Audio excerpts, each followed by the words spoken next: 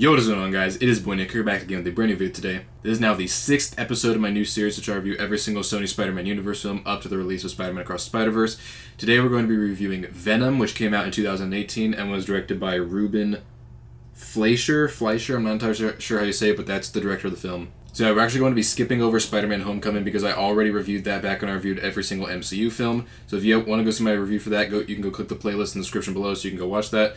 Let's review Venom. So right before I go into the review for Venom, this is a very interesting movie to review because this is one of those movies that critically didn't do all that well. I currently have the Rotten Tomatoes score on my screen right now, and it has a 30% critic score on Rotten Tomatoes, so critics really didn't care for Venom all that much, but it has an audience score of an 80%. There's a 50% gap between the two of them, and that's kind of interesting. Like, this is another one that fans are a little bit divided on, but not nearly as much as Spider-Man 3 or The Amazing Spider-Man 2. It seems like most fans were satisfied by it and thought that it was a good movie, but you don't really hear a whole lot of them saying like it was like this incredible, masterful film. They're kind of just like, it wasn't as great as we wanted it, but it's still entertaining enough, so they gave it a positive review. And it's one of those movies that has this kind of reputation where I kind of feel like this is a really good movie. Not necessarily the best movie, and I will go into that later, but I do, for the most part, like Venom. I think it's better than The Amazing Spider-Man 2, which if you guys saw my review for that, you know how I feel about that movie. And I think it's somewhat of an improvement over Spider-Man 3. So yeah, let's talk about Venom. I'm excited to talk about this movie. Starting off with the great stuff. Of course, Tom Hardy is awesome as Eddie Brock and Venom. He does a much better job than what Topher Grace did in Spider-Man 3. I even have written down, he excels Topher Grace's Venom in every single way.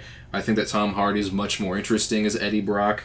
He's more gravitating, I feel like, than Topher Grace was, and he's so much better as Venom. He's intimidating, actually does the voice for Venom very, very well. And I think that he does an excellent job of making Venom like a character that you find intriguing and investing, and you kind of want to see more about him, while also adding that human side to him with Eddie Brock.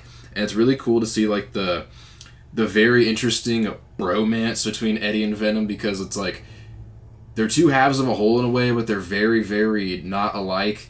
And they're the odd couple for this generation of Marvel. They really are. They're very entertaining to watch. The dialogue between the two of them is hilarious, but it's also fun. And you actually you get intrigued by it. Like, it's not necessarily like the most morally conscious character in the world, but it's actually really, really fun to watch. He's an intriguing character. He has an interesting story, kind of. And I think for the most part, Tom Hardy did an awesome job in this movie. The Venom symbiote in the costume, it looks fantastic. I like how it actually looks like a real alien. If you guys saw my review for Spider-Man 3, you guys know that I don't really like the way they made the Venom, suit form. Whenever he's in, suit mode, right? When he's, full Venom and he has, the eyes and teeth and everything. I didn't care for the way it looked. It looks kind of just like a guy covered in black goo. And this one, I mean, it does look like that, but I like how it's, glossier and it looks a lot more alien-like. He really does look like an alien, which is fitting considering the Venom symbiote is from another planet. I think that it's an awesome-looking visual. I like the fact that it didn't affect the way that Eddie looked, which is kind of what makes Spider-Man 3. I like the fact that Eddie was just the guy inside the Venom suit in a way. It's the guy inside the machine, the guy inside the... You get the idea. And I think that they made Venom look so much more intimidating. He's big, he's tough. He's got the huge wide eyes, got the teeth. I think they did an awesome job with the visuals for Venom. Michelle Williams is also pretty good in the movie. I wrote down that I don't love everything about the writing for her character, but I think the actual performance for the most part is great. The chemistry between Eddie and Anne, which is Michelle Williams' character, I think that they work very well as friends. I like the friendship dynamic between the two of them. It's kind of like a rocky friendship, but they do kind of feel like they do care about each other, even though their relationship with each other is a bit strange. However, them as a couple, they're alright. I didn't really buy into them as much. I feel like that's kind of sad considering that The Amazing Spider-Man 2, the two leads in the first movie and the second movie, I bought them so much more as a couple. And this one, it's I think that as a couple I don't buy them as much, but as friends who are kind of fixing their friendship in a way, I buy him fine. I think that Michelle Williams does a good job with the movie. I don't love all the writing for her character. I think the fact that she's as harsh to Eddie as she is a bit much, but I think the performance itself is actually pretty good. Yeah, like I said, there's great dialogue for these characters. I think the dialogue between Eddie and Anne is pretty good. I feel like they do a good enough job at making it to where it's kind of an awkward tension, but they do care about each other. I think the dialogue is well written for them. There's superbly entertaining dialogue for Eddie and Venom, which I already explained. It just makes it so much more entertaining. Those are my favorite aspects of the movie, is the bromance, the superbly written, entertaining dialogue for Eddie and Venom. They're so entertaining to watch. I also wrote down something funny where I put the use of the F word. So There has never been an F-bomb in an MCU movie. This is not an MCU movie. This is a Sony Spider-Man Universe film. But I like the fact that they actually put the F word in there.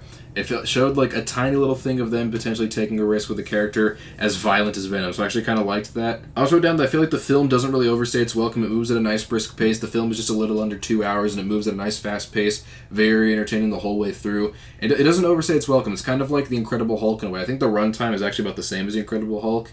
And The Incredible Hulk doesn't really overstay its welcome. It moves at a nice brisk pace. It's very entertaining. The film also has a great soundtrack. It's got a lot of hip hop, which is stuff that I like. It's got that really good song from Eminem. It's not as good as the Guardians of the Galaxy soundtrack, but it's a pretty fun soundtrack to listen to while the film's going on. And there's also some decent action sequences. I don't love everything about the action sequences, and I'll get to that later, but I think the actual action sequences whenever Venom is going crazy is a lot of fun. Like some of the stuff with the symbiote looks great.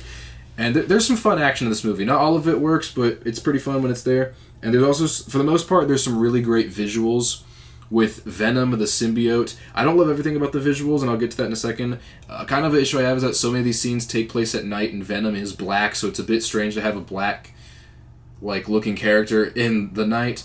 But I think that the actual visuals for the character itself and the visuals for Venom whenever he's in lighter spaces look so cool. So as I mentioned, this is a very fun movie, but it does have flaws, and I'm going to get into those flaws right now. The first thing I've written down is that I kind of feel like Riz Ahmed isn't great as Carlton Drake or Riot. Now, Riz Ahmed's actually a very talented actor. I thought he did a great job in Nightcrawler. I love that film. I thought he was great in that. In this movie, I don't think his performance is necessarily bad, but he feels kind of miscast. And I'm not necessarily sure if that's entirely due to the fact that the writing for the character just kind of meh, but I kind of just didn't buy him as much as a villain. I kind of feel like the motive for the villain, they didn't convince me enough that he was, I know he's evil, they didn't convince me enough as why he's evil. So I kind of feel like there's issues with the villain here. I think Riz Ahmed's a good actor. I just don't feel like he did an excellent job in this film. He's okay. He's not terrible, He's not bad at all. He's kind of just he's there. But I don't really feel like he was there, if you know what I mean. He feels a little bit miscast, and I think the writing, for the most part, was the issue with Carlton Drake or Riot. I think had the writing been better, it probably would have been so much more of an entertaining villain. Also, Jenny Slate is okay as Dr. Doris Girth. I kind of wrote down that there's not really enough time with the character, and something that I didn't even realize until I watched the film last night, I didn't remember that Jenny Slate was in this movie, which I feel like an actress as memorable as Jenny Slate, I feel like I would remember that. For some reason, I didn't remember she was in this movie, and I saw her there, and I was like, yeah, she's fine for the scenes she's in, but you don't see her enough, and so it kind of just feels like a waste of a very fun actor. Also, Roland Treese, who's a character in the film, is kind of forgettable. He's really just there for a few key scenes with Venom. He's not really memorable to the story at all. So it's kind of weird to have him be a main part of the story, but just be there for a few key scenes, so rings kind of hollow, I feel like. And that's the big issue with this movie. The villains are not very memorable. Not necessarily bad villains. You just don't really remember them that much. You don't care for them. They're okay, but it's kind of like when you look back at Venom, it's like, I don't look back at Venom for what awesome villains they had. I look back at Venom for how awesome the protagonist is, which is kind of like a big issue I have with this movie. That's like the huge thing, is that every character aside from the two leads are kind of forgettable. They're not bad, poorly acted or anything. It's just that the writing and the screen time is you don't mind watching them, but you don't think about them much later, and that's a huge issue with it. And this is what I was trying to get at earlier. There's some great visual action sequences, and I do mean that, but they're not outstanding from a choreography standpoint. I like some of the CGI visuals where you see the symbiotes clash, especially with Riot and Venom, and some of the visuals where Venom's going berserk, and some of the visuals where you see the two of them reaching out from each other with Carlton and Eddie and Venom and Riot.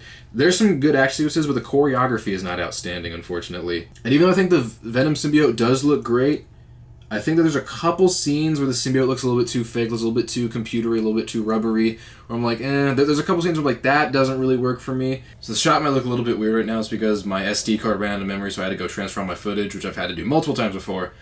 So that's that. As I was saying in the previous clip, though, one of my bigger issues with the symbiote is the fact that there's a couple scenes where it looks a little bit too fake and rubbery and computery, I kind of guess. And this is the one way in which I feel Spider-Man 3 actually improves over the Venom solo film, is that I feel like the actual symbiote look for the visual for the actual symbiote in Spider-Man 3, I think looks very, very great. And and there's a few scenes in the Venom movie where the symbiote looks kind of cartoonish, doesn't really look all that real to me. Aside from those few scenes, though, the symbiote in this film looks fantastic. It looks really, really good. But there's just a few scenes where I'm like, doesn't really work for me. But aside from those few scenes, I think the symbiote in this film looks great. This film is also a little bit tonally inconsistent. Now, I kind of feel like I almost see what they were going for. I don't know if they made it tonally consistent on purpose or not, but this kind of thing where it's like Venom and Eddie are very like inconsistent in terms of like their brain and like the way they work.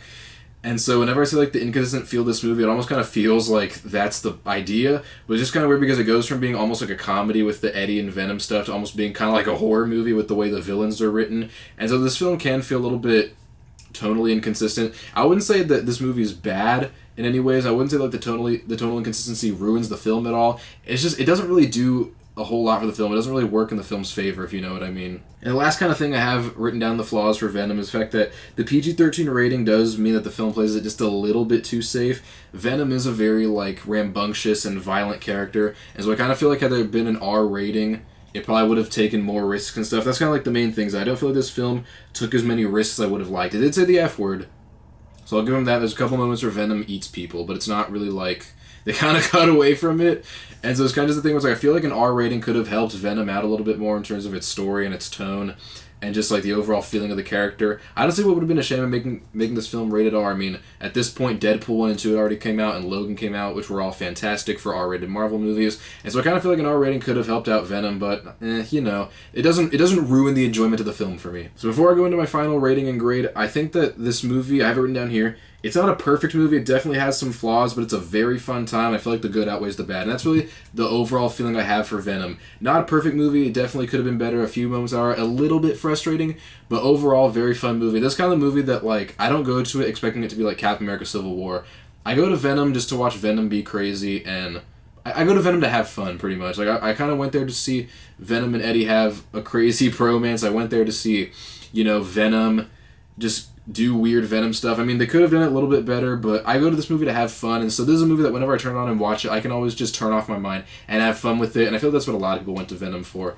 And so with all that being said, I'm going to give Venom an overall rating of an 8 out of 10. I think it's a very entertaining film, minus some of the more frustrating elements, and I'm going to give it an overall grade of a B+. So it's actually the same rating and grade that I gave to Spider-Man 3. And I think Spider-Man 3 has a lot more issues than Venom, in my personal opinion, but I kind of feel like Venom, it's like on the same level in terms of like its quality. I kind of feel like where like the good outweighs the bad, but it has some flaws. Although I think Venom is significantly better than Spider-Man 3, like just by a little bit. I know there's some people who are going to disagree with me with that, and that's totally fine. But I think it's just a little bit better than Spider-Man 3, much better than the Amazing Spider-Man 2. I will say that. And yeah, not a perfect movie, but I like Venom. When I watch the movie, I can turn on, I can have a fun time. It's one that you don't have to think a whole lot about, and I'm kind of okay with that. So that was my review for Venom. I hope you guys enjoyed the review. Just a couple announcements and stuff. I will have a review for Hawkeye coming out in just a few days for my series that I do every single Disney Plus show up to the release of Secret Invasion. I'm really looking forward to reviewing that. Also, early next week, I'm not sure when exactly, I think Wednesday the latest, so maybe I might get it on Tuesday or Monday, I will be reviewing Guardians of the Galaxy Volume 3, since that does come out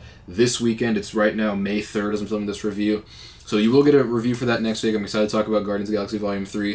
And yeah, just be on the lookout for all the stuff I got coming soon with the Guardians review, the Hawkeye review, and also the stuff I got coming out next week. Next week I should also be reviewing Moon Knight, and I also will review Spider-Man Into the Spider-Verse. I'm looking really forward to reviewing that movie. Yeah, so that's it for the video, guys. I hope you guys enjoyed the video. Go click the link in the description to go follow me on Twitch, Instagram, and TikTok, as I've been putting a lot of stuff out on that. And I want you guys to go follow me on all platforms so you know what I'm up to.